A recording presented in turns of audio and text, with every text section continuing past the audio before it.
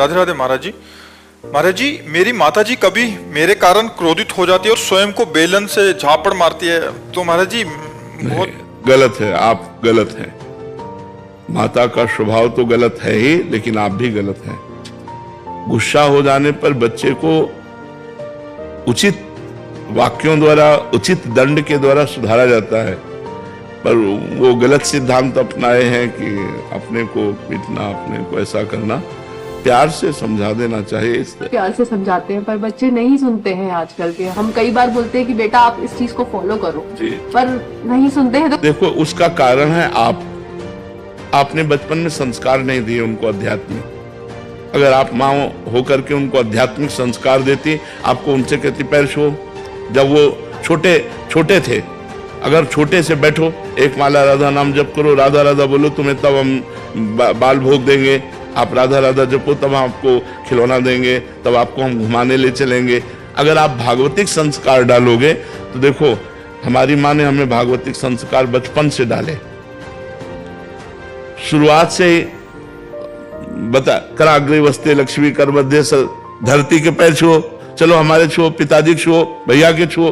Regular बोलती हूँ, वे नहीं सुनते हैं। देखो, अब बड़े हो गए हैं, अब सुनना इनके बस के। समझाइए, बच्चे आपकी बहुत सुन रहे हैं। आज की जो जनरेशन है वो आपको बहुत फॉलो कर रही है। भाई हमारी इज्जत रख लो यार।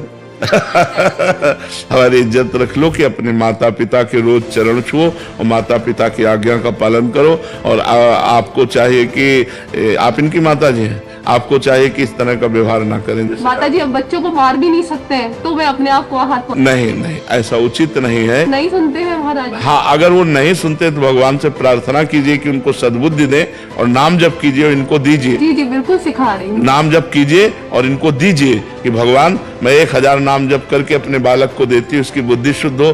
इस तरह के व्यवहार से, जैसे क्रोध का व्यवहार आप करते हैं ना, इस तरह के व्यवहार से माहौल बिगड़ जाएगा। नहीं महाराज जी, मैं नहीं चाहती हूँ करना, मैं बिल्कुल नहीं चाहती हूँ। मैं अभी आपके पास 3 साल से आ रही हूँ, मैंने अपने आप को बहुत शांत किया है इन बच्चों के लिए ही। मैं देखो, वो कह रहा है मैं खा जाऊंगा, मुझे दिक्कत नहीं मम्मा को। हाँ, वो ये कह रहा है, देखो वो कह रहा है कि मुझे दर्द होता है अगर मैं इनको मारती हूँ तो। हाँ, तो तुम्हें जब मारती हो अपने को तो इसको दर्द होता है। तो हमें लगता है दोनों को दर्द ना हो, ऐसा करो, तुम ऐसा करो, अपनी माँ के चरण छू करके आज से नियम लो कि हम माँ के विरुद्ध आचरण नहीं, ठीक है?